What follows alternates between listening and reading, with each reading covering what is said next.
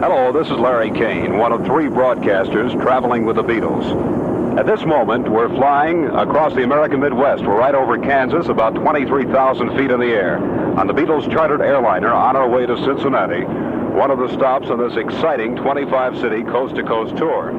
The boys are heading east following 7 electrifying performances on the West Coast.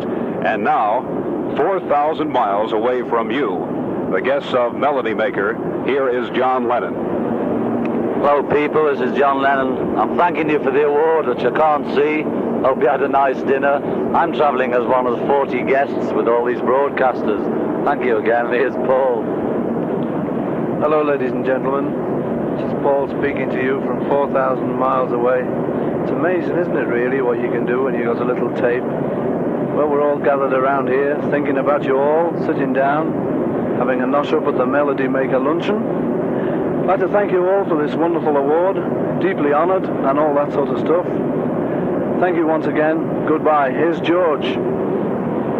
Hi there, Beatle people. Expect you're wondering why we're not having lunch with you. Well, we're flying round, you see. Thanks for the award. We can't really see it, but we take it that it's going to be a nice one. I hope it is. And thanks a lot for all these awards and things. Sorry we can't come. See you soon.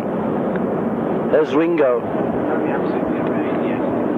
Hello, this is Ringo speaking. Once again, thanks for the awards. Very nice of you. And hope you're all having a good time, because we are. It's great over here, no rain or anything. And that's about it. All the best. Thanks again. Boys, thank you. This is Larry Kane with the Beatles flying across America.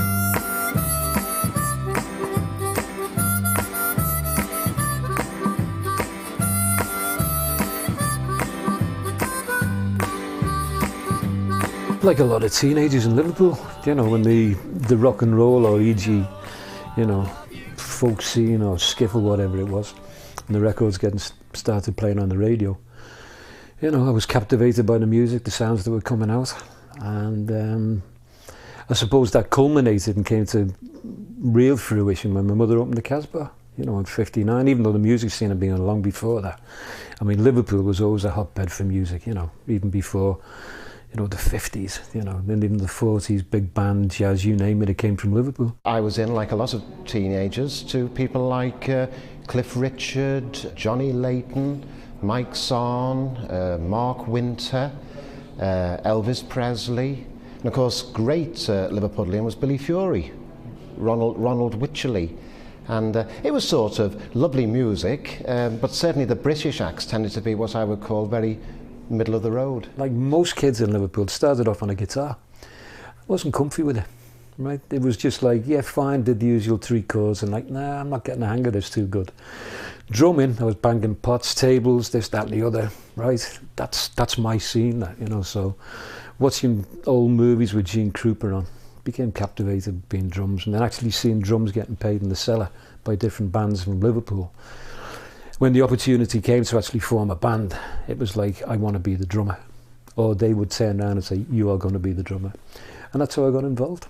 You know, started off with a little band called the Blackjacks, which played the Casbah on the local scene, and then of course, the rest is history in a way. My body lies over the ocean. My body lies over... In the beginning, the Beatles were a skiffle group. They sort of emerged from that particular era, and that was a time when sort of anything went, and it was a time when sort of people, the more sort of homegrown your sound, the better, which is why a lot of skiffle groups tended to use instruments made out of household implements, like the sort of tea chest bass, which was just essentially a tea chest, a broomstick and a piece of string. Later on, skiffle became very passé, and the former skiffle groups tended to acquire, either fell by the wayside, or they tended to acquire amplification and you know, abandon their old sort of Lonnie Donegan repertoire and sort of concentrate more on sort of classic rock. And then along came the Mersey scene, including the Beatles. But I think we've got to remember as well, at that time, there were at least 400 bands in Liverpool. of which, I've heard the figure of 800, but we'll say at least 400, of which the Beatles were just one band. And they weren't the #1 band at that time. And they were appearing here at the Cavern, these bands, and the Beatles were one. They first appeared here in 1957 as the Quarrymen. Now, I don't know if you're familiar, but at that time as well in Liverpool in the late 50s, it wasn't a particularly a rock scene, it was a jazz scene. And this club, the Cavern, was named after a famous jazz club in Paris called La Cavern. And the Quarrymen came on here, and suddenly John Lennon belted out into a rock number. Well, there was uproar in here, not delirious uproar, but anger from these jazz aficionados and the management, who told him to shut up, don't play that sort of music, or you'll never get another booking here. Long before the Cavern, even when the Cavern was a jazz cellar, right? The Casbah was thriving as a rock and roll club, you know, and I think that's, you know, that's what we emphasise when we're talking to people about the music scene in Liverpool.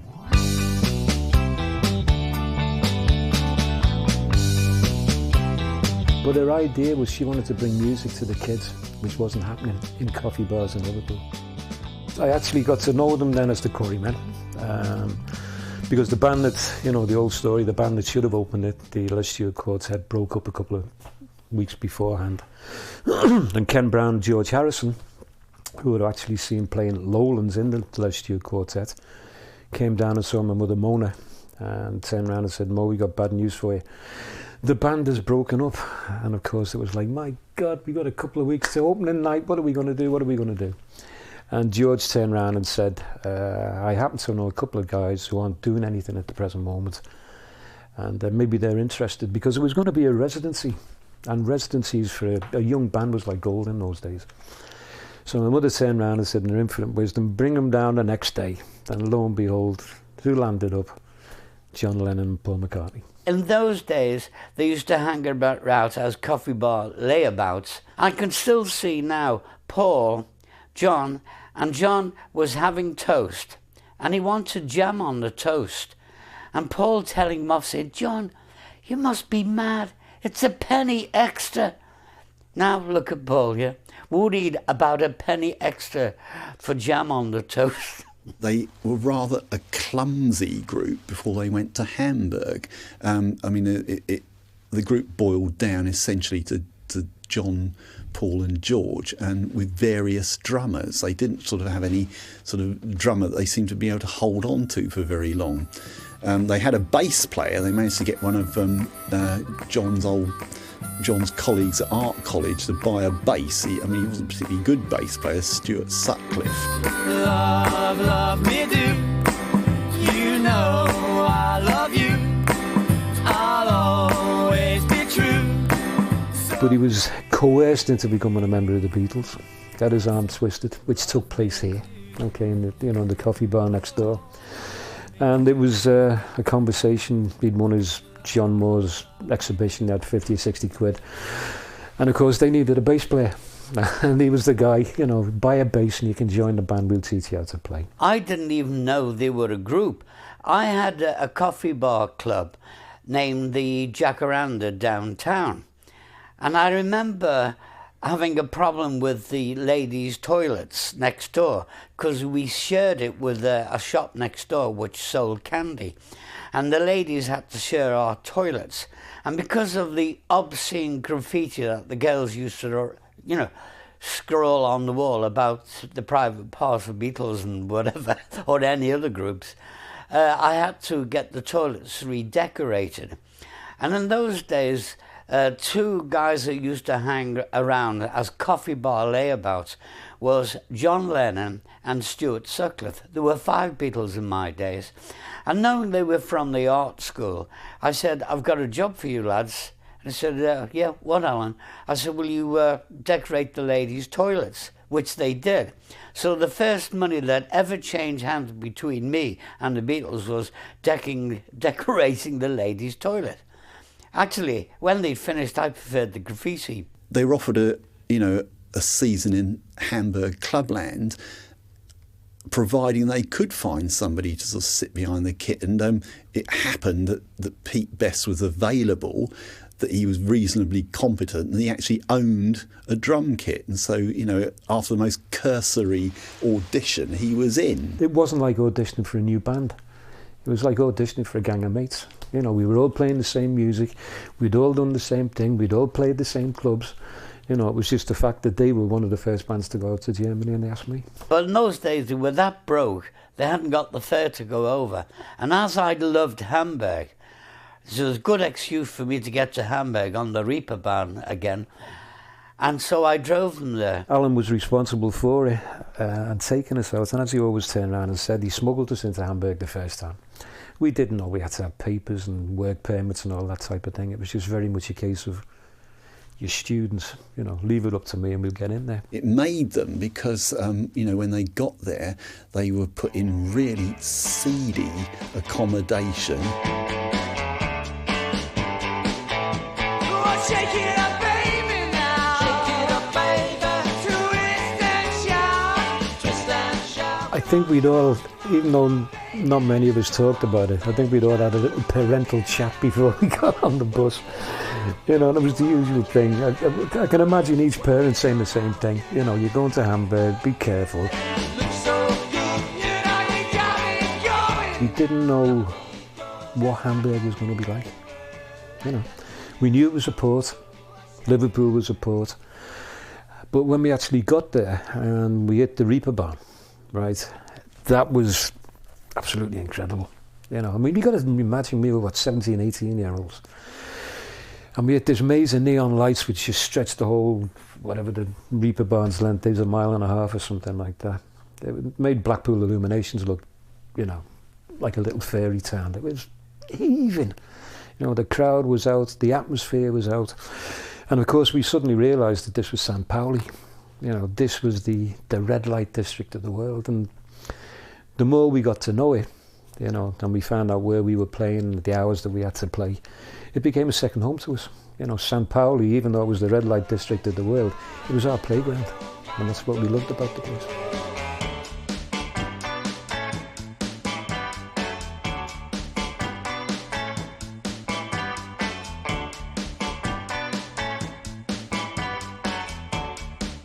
We were all fond of having a drink, and women were abundant, and we were healthy young lads. We enjoyed ourselves, you know. It was a case of having to. I mean, when you look at it, to be quite honest, it sounds, you know, you go back and you think about it. And we were doing things which by today's standards are most probably any blatant stuff. You know, it was like a boy's own. But to us in those days, I mean, okay, drinking and orgies was like, this is rock and roll, man. We're in the middle of Hamburg. We're in the, you know, the red light district. We've got women fawning over us left, right and centre from every walk of life. You know, from high class prostitutes down to, you know, the homely girl on the street. That was the audience. That was the calibre of audience who we were playing to. And we enjoyed ourselves. You know, it was long hours. We had to let off steam. And, you know, we did what we felt was right. We enjoyed ourselves. They had to work punishing hours, and, you know, it became necessary for them to sort of expand their repertoire. It was hard. I mean, goodness me. I think when we first got there and we turned around and said, where are we playing? And we thought we were going to be playing in the Kaiserkeller, and of course, we weren't. We were playing in the Grotti Old Indra, you know, down at the bottom end of the Grosse Freiheit, and we, you know, the challenge was you've got to turn this into a second Kaiserkeller, which we did. And then we got it shut down because we were playing too loud, you know, and that's another story, so to speak. But I suppose when we got there, and we said, where are we playing and how long are we playing? And we were told you're playing 7 hours a night, you know, 15 minutes off every hour. It was a hell of a challenge because no one from Liverpool had played those hours before. And I was like, okay, that is a bit of a challenge. How do we do it, right? So we built ourselves up. Certainly up until 1962, the Beatles weren't really playing any of their own material at all. There'd be a very, very occasional Lennon McCartney original, but 99% of their stuff would have been covers of American rock and roll hits and R&B hits, plus an occasional ballad like they used to do Wooden Heart, the Elvis song, just one for the girls, you know. But almost entirely that set was things like What I Say and Johnny Be Good, those kind of Chuck Berry, Ray Charles, Jerry Lee Lewis songs. What we were doing at that time was basically covers. You know, most of the bands in Liverpool were doing covers, you know, which ranged from Little Richards to Chuck Berry, the Everly Brothers, you name it, right? We were fortunate in as much that, you know, with the scale of voices we had, you know, I mean, they were very good, you know, harmony-wise. Each singer had their own identity, you know. John was Chuck Berry and Gene Vincent, Paul was Little Richard, Ray Charles, you know, George was Carl Perkins, you know, Eddie Cochran, all this type of stuff. So they were the, you know, the songs that we were playing.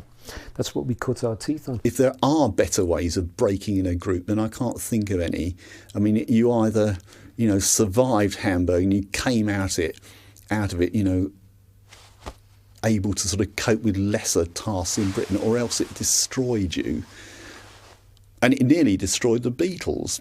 It nearly destroyed the Beatles because of an altercation they had with the club owner, Bruno Koschmider, because he discovered that they were actually, you know, in the breaks in their very punishing schedule every night, they're actually going over to a rival club and actually getting up on stage and performing there. He didn't like that, and he didn't like it even less when the rival club owner actually tried to, you know, steal the Beatles from him, you know, actually transfer them to the other club. And so he, I mean, he'd hear about what they were doing and he'd say, it's good, and which in a tone which said it wasn't. And he took very great measures to ensure that they would never work in Hamburg again. He discovered that George Harrison was actually a minor at the time and shouldn't be working in a red light district after midnight, which he had been doing. And so he arranged for George to be deported. And next up, he sort of, there was a trumped up charge of arson, which was levelled at Pete Best and Paul McCartney, and they were deported as well. And that was more or less the finish of their first season in Hamburg. I mean, it ended very ignominiously, but it had hidden benefits, because by the time they returned to Liverpool, they were an absolutely peerless live act. What the Beatles learnt in Hamburg was, number one, stamina, number two, self-confidence, and I think number three, arrogance. They had to perform huge long sets. I mean, they would get 5 minutes off every hour or something, but they would start at something like 4 in the afternoon and still be playing at 2 in the morning. Now, the only way they could do that was to take large quantities of pep pills and large quantities of drink, and to make every song last for a long time. Now, if you're going to be in that kind of situation, you have to believe in what you're doing. They were very much like the last gang in town in Hamburg. They were a very, very close-knit group. There were almost nobody else there who spoke English, I think.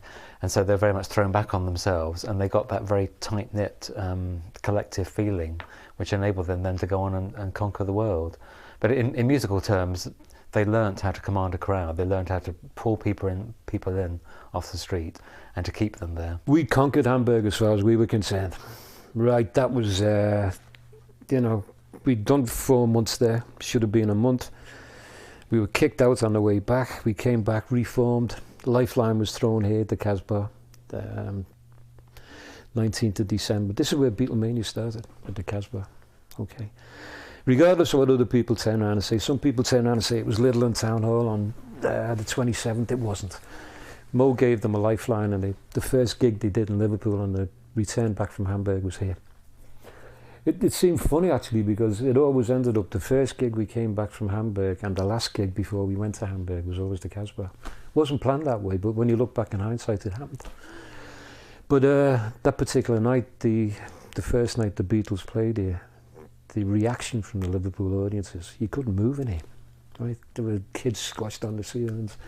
Health and safety didn't exist, right? As far as we were concerned then. And the word went out on the street. And, you know, the next time they played in Liverpool, it was just, got to go and see the Beatles. They came back to Liverpool a completely different outfit than the one that had gone to Germany. And their first appearance back in Liverpool when they came back from Hamburg, official appearance, was at a place called Littleton Town Hall, although they had played at the Casbah Club, which was Pete Best's home. And they were advertised in the Liverpool Echo as the Beatles straight from Germany. Now, a lot of local Liverpool people, teenagers, thought they were a German band because they weren't that well known before they actually went to Germany.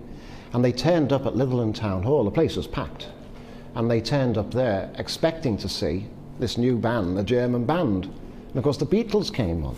The four lads, five lads actually, who'd gone out to Germany, who they'd seen in Liverpool before. And there was a few sort of gasps of, oh, no, not them. And yet their act had been completely transformed. People in Liverpool couldn't understand it. How, you know, this group, who people didn't think much of, suddenly come back, and they were brilliant, all in black leather and everything, you know. And they had all the other groups like King Size, Taylor Fanners, Flamingos watching them, completely astounded, you know. And Pete Best had developed this atom beat, you know, which created this fantastic sound. And within about 6 weeks of these gigs, they were playing in really tawdry ballrooms. After about 6 weeks, they were absolutely chock-a-block, absolutely full to the rafters with people enjoying themselves. This, because it wasn't new, but it was different from, you know, what was happening with anybody else.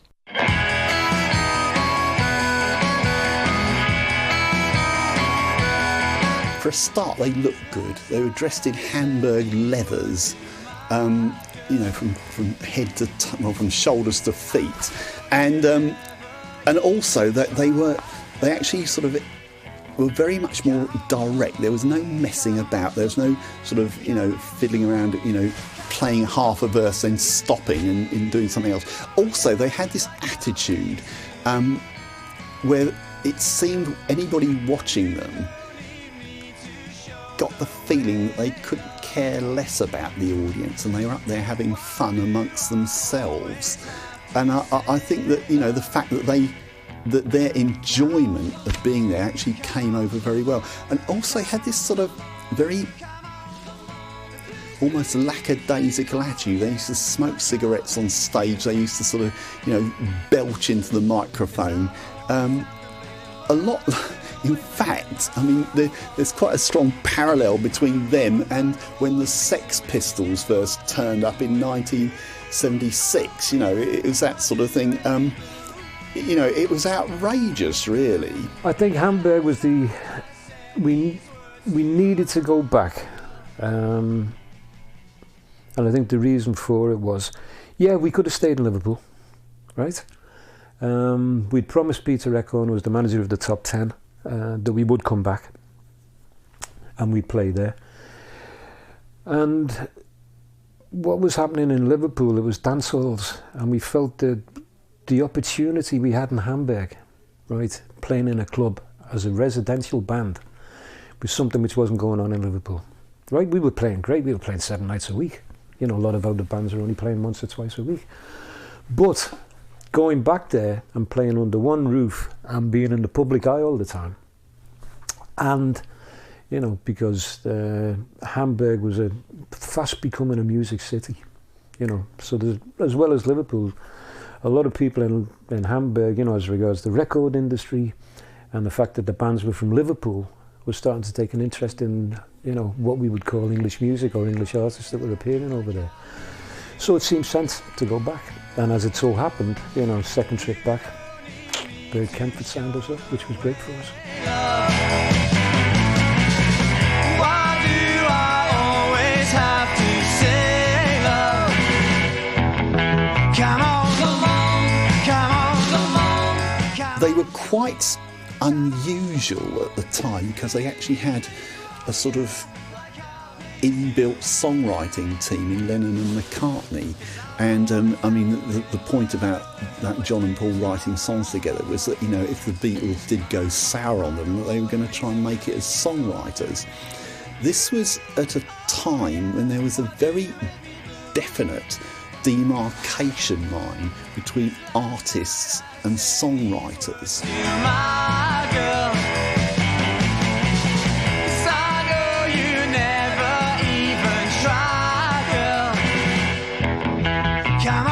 At the time of the sort of Beatles started sort of writing with particularly John and Paul, though George had written earlier, it was so unusual because at the time there were songwriters. In America it was all the songwriters, Coffin and King, Leiber and Stoll, all these people in the Brill building. Songwriters wrote the songs, artists performed them, and it was the same in sort of Britain with people like Mitch Murray, who provided the number that was supposed to be done by the Beatles. Artists didn't really write, and also you had all the if they didn't have an original song by a songwriter, they covered an American song in Britain. You know, they're all the cover versions. But with Lennon and McCartney, that's really sparked it off, and that led to the whole aspect of all artists creating their own songs in the future. We've been playing the top 10. We were at the top 10 for about 3 months, and round about middle of May, end of May, we were told by Peter Reckhorn that Bert Kemper, who was the biggest A&R man in Germany at that time, with Polydor Records, was interested. People had seen the band, fed it back to him, and he was interested in seeing it for himself. And he came down and watched us a couple of times, but we always got the tip-off from the manager of the club when he was in the audience. So, you know, it was like Bert Kemper's in the audience, da-da-da-da-da-da, away we'd go. Or do some of the choice numbers, you know, to impress him. But he was impressed with the band anyway. He liked the harmonies, he liked Sheridan, he liked the combination of the two together, and the fact that he could record Tony by himself and the Beatles by themselves. So one particular night, at the end of the night, he turned around and called us over, and in a nutshell basically turned around and said, you know, love to record you, you know, love to sign you up. We'll set a date, you know, where you're going to record in Germany for the Polydor label. And that date was set, you know, for sometime in June, you know, just before we left. And of course, over those 2 or 3 days that we were there, My Bonnie came to fruition, and Cry for a Shadow and Ain't She Sweet, which are household names now in the music industry. My body lies over the ocean. My body lies over the sea. We'd already turned around and said we were Polydor recording artists. Right, that was a big word on the grapevine, because one of the first bands to be signed up in Liverpool. Okay, it didn't matter that it was a German label, it was the biggest German label, right? And of course, it was great for the posters and the publicity and everything else. And, you know, the crowd, which was great, you know, they wanted us back. We'd been away 3 months, you know, and their favourite band, or one of the favourite bands, you know, was coming back home again. They were going to be playing the local scenes, they were going to be playing the Casbah, they were going to be playing the Cavern, you know, the local haunts. They were back in the vicinity again, you know, the kids in Liverpool could see them, not just hear about them. But of course, what we came back with was a record under our belt. And it was like, you know, we hyped that up as much as we could, you know. This is My Bonnie, which we recorded, you know, Cavern, Casbah, Polydor recording artists, signed. So it was great, because I mean, we were what, 1961, 1920, 1920. We came back a foursome because Stu had decided he was going to go back to Hamburg College of Art. So that was a little bit of a shock for some people in Liverpool. They were expecting to see Stu come back again. But, you know, it wasn't that it made any difference to the band. It was still powerhouse, it was still prolific, they were still hearing the same songs, still getting belted out in the same, you know, energetic fashion. And to be quite honest, the kids didn't care.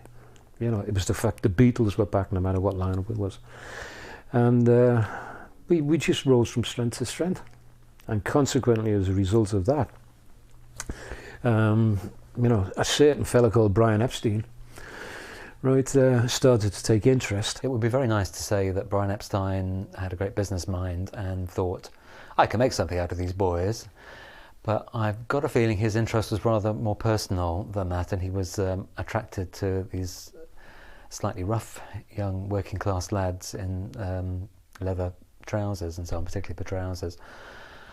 I'm sure that was the thing that first aroused his interest, so to speak. After that, he'd been looking for a career away from the family business. He was stuck in Liverpool running the Epstein family firm called NEMS, North End Music Stores. And he was a frustrated theatrical. His family had been very much against him trying to sort of strike out on his own. And I think when he found the Beatles, and once he calmed down enough, had a cold shower, he started to think, oh, maybe there is something in this rock and roll lark. And it became his personal crusade. He had no experience at all as a pop manager. He had no idea how the music business worked.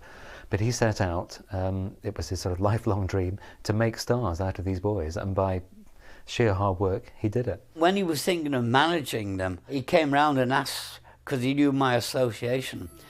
And my reply was, I said, don't touch them with a fucking barge pole. But obviously he didn't. Obviously he didn't listen. Thank God. Yeah. Love, love me do. You know I love you. I'll always be true. So please, love me do. We knew he was there because other people turned around and said he'd stood in the shadows and watched from afar. The message was passed via Bob Wooler. It was the Cavern DJ, so we knew that he had been there, and it was like, I'd like to see the Beatles, you know, in the afternoon, well, you know, during office hours. But he didn't actually send that message to us in person. It was passed on, and we said, okay, we'll go for a couple of pints first, which we normally would after a dinner type session, and then stroll down the road to Nems and, you know, go and see Brian. And he talked around, and be quite honest, he was very fair about it, right? He said, you know, heard a lot about you, seen you actually perform, like what you're doing, like the charisma of the band, the way the band handles themselves. I'm interested in going into management, managing a band. I've never done it before. Let's give it a go. No strings attached. If it works, fine. If it doesn't work, we'll all walk. So we said, yeah, seems fair enough. You know, we said, okay, we'll go and talk it over amongst ourselves. Chatted it out with our parents, which you'd normally do anyway, a decision like this. And when we all, you know, the big consensus of opinion was, okay, yeah, you know, it's Brian Epstein, he's manager of NEMS, you know, he's rich, drives a big white car, wears a suit, you know, very respectable, well thought of, good contacts with the record companies, etc., etc., etc. Yeah, we'll give it a go. And, you know, we went back and turned around and told Brian, yeah, we'll sign with you, you know. But as we turned around and said, you know, if it doesn't work, you know, you go your way and we'll go ours. But as the world knows now, you know, what did he do for him? Made him the biggest phenomenon in the world, yeah. All the work had been done by me and Mona. They were a ready-made product when he took them over. They were already the rage of Liverpool. All they needed was a rich manager. And of course they got him. In terms of what Brian did, he made them acceptable as best he could. They were still little rogues in the real life.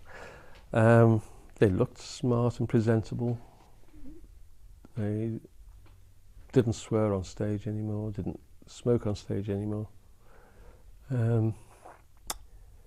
And he was the only person that, at the time, could have turned them into what they were. He was the only person with that perseverance. You know, that anyone else that had managed or been involved with them had just given up, or they didn't have the ambition to crack them out of that. And without Brian, the Beatles might never have cracked out of Liverpool, you know, because other proper managers, you say, like Larry Parnes and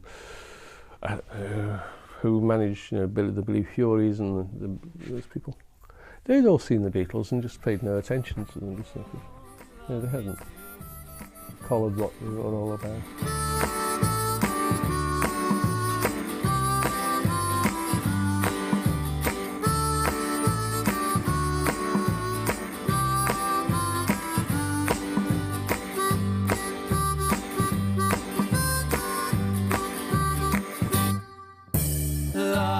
I mean, let's be quite honest.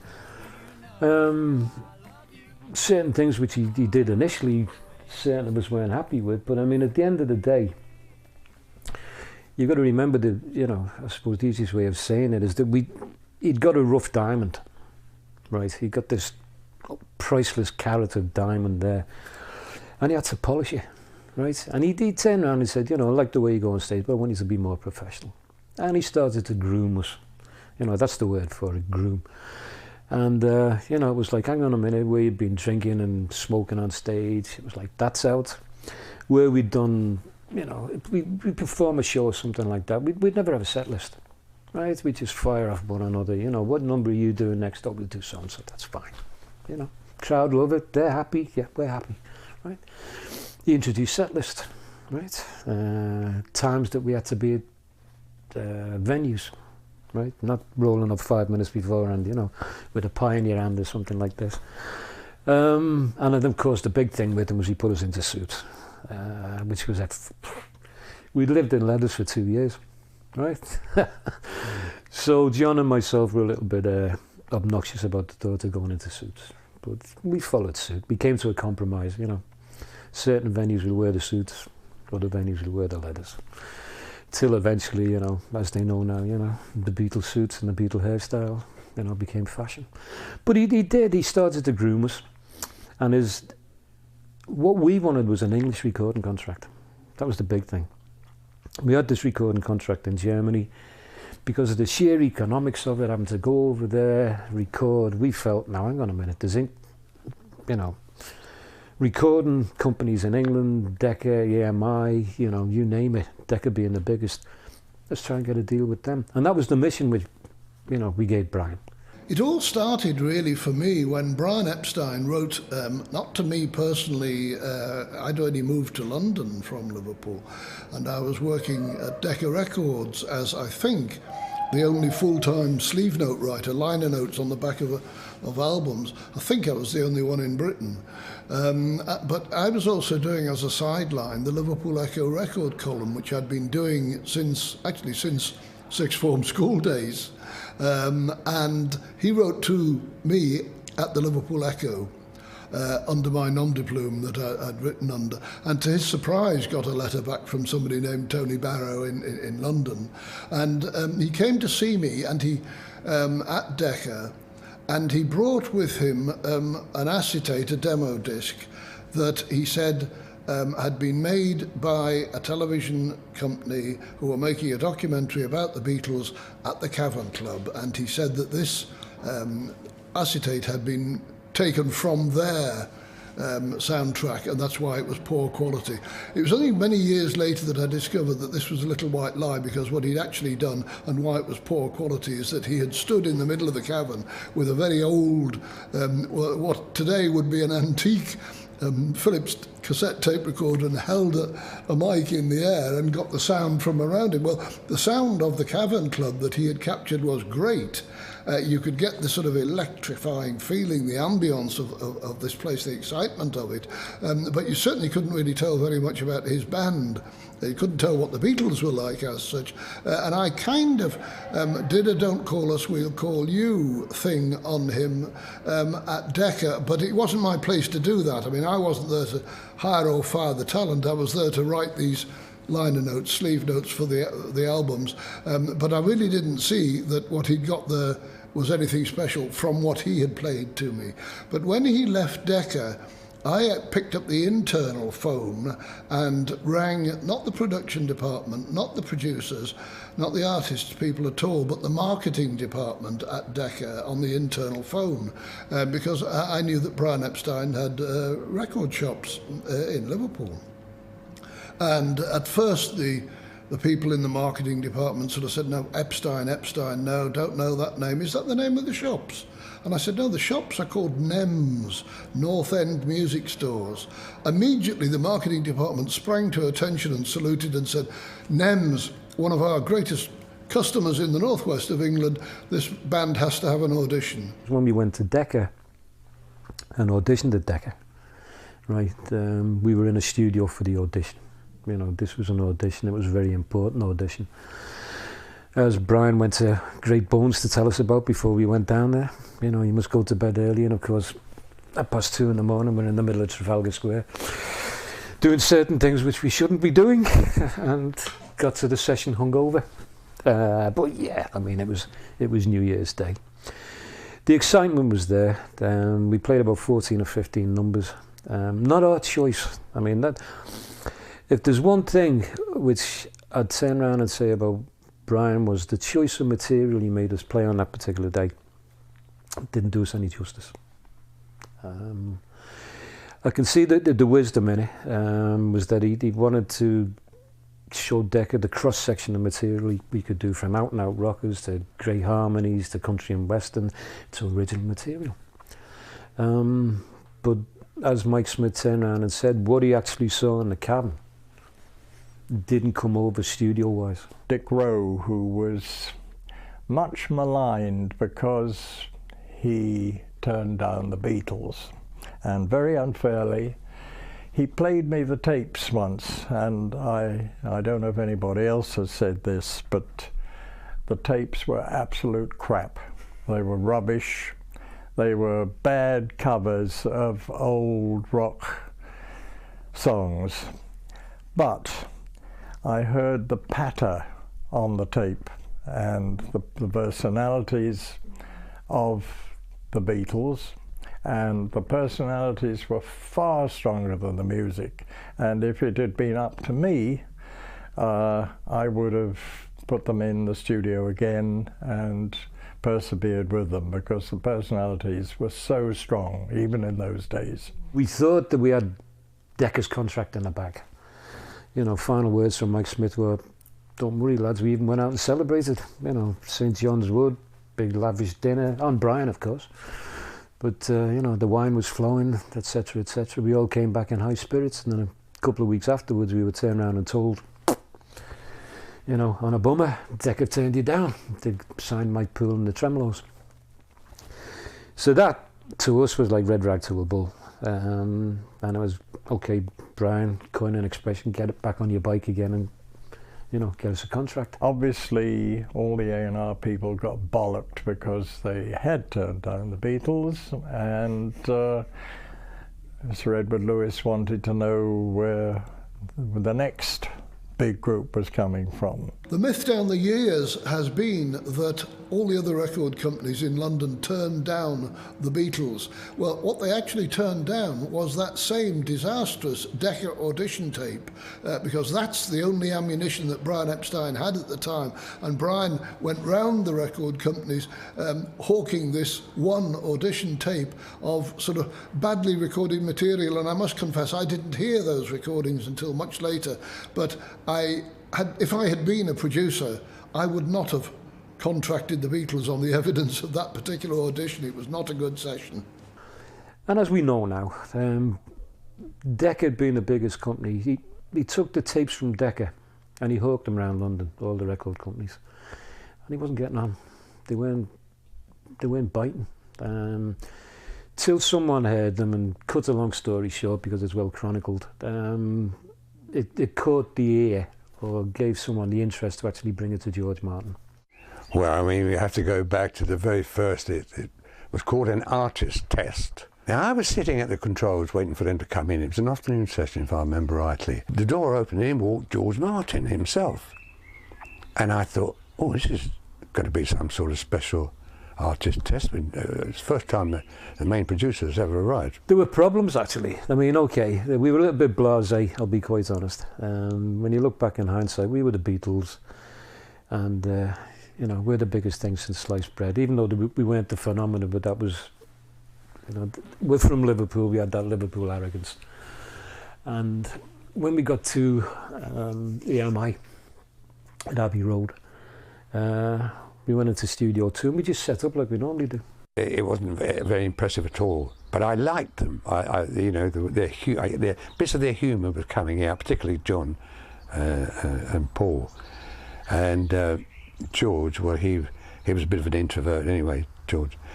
So anyway, you know, they weren't impressive at all. So George said, well, I think we better bring George Martin, better bring them up. So we did, we brought them up, and then George Martin started to address them to say what he was looking for and what they got to do. We were looking for certain songs and, you know, and the way they treat it and head arrangements and all that kind of thing.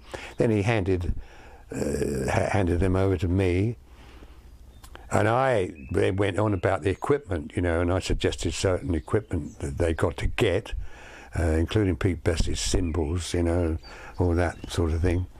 And anyway, went on for about 20 minutes, dressing them down, sermonising. And then at the end, George Martin said to them, he said, well, look, we've been having a go at you for some time. Is there anything you want to say to us? They just stood there, silence, nothing. And they were looking George up and down, looking me up and down. Nothing at all. Then all of a sudden, it was George Harrison looking at George Martin. He said, yeah, I don't like your tie, he said. And, you know, I nearly fell off my chair, laughing. Tears were running down my face, and then some more humour came out, you know. And anyway, eventually they left the control room, left George and I there. I was wiping the tears away from my face, and George said to me, well, what do you think? So I said, well, I've never seen anything. I've tested quite a number of these guitar groups. I've never seen anything like these guys. I know what we've heard today is, you know, pretty rubbishy. I said, but I think we ought to sign them, because I think there's more to come. So George Martin then said to me, all right, I'll think about it.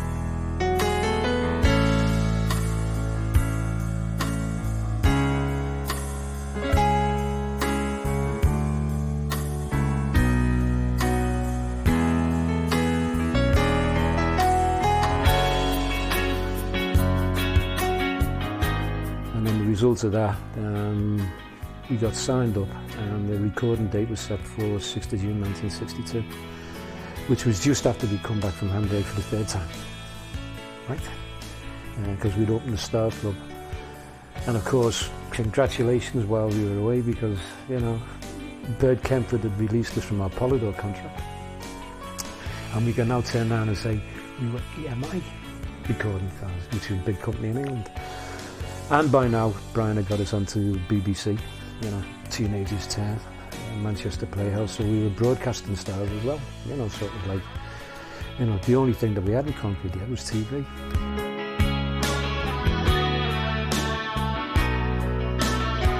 We played the Cavern the night before, and it was very much a case of Brian came up and just, again, the usual thing, you know, with handling the business side before. There'd been business meetings, and it was very much a case, Pete, I want to see you in the office in the morning. And I thought, yeah, okay, it's another, you know, chew the fat one, talk about promoters, should we put the price up, what's this venue like? Usual stuff you talked about. And I said, okay. So I said, yeah, get there about 10:30. So I said, yeah, that's fine. Jumped in the van with Neil, came home, he dropped me off the next morning at Nems. He turned around and said, I'll wait for you, Pete. So I said, yeah, you know, only be a couple of minutes. And went in, and I could tell that Brian was very aggravated and anxious. And he talked around the subject for a while, and then he just turned around and said, Pete, he said, I don't really know how to turn around and tell you this. He said, the boys want you out, and it's already been arranged. And I think that was the key word, already been arranged, that Ringo would join the band on Saturday. And this was either Wednesday or Thursday. And that was the bombshell, you know. So when you walk in Copper Hoop, not expecting anything, because there'd been no forewarning or, you know, we're not happy with you in the band or anything like this. When you're confronted with that, to be quite honest, your brain was scrambled. But it was only when I got back home again that the true force of the dismissal hit me. You know, when I walked out again, Neil was in the van, and he went, what's happened? And I went, I've been kicked out. And he just went, I don't believe it. And we didn't say anything until we got back home again. That was it. That was the dismissal. Yeah. Shake it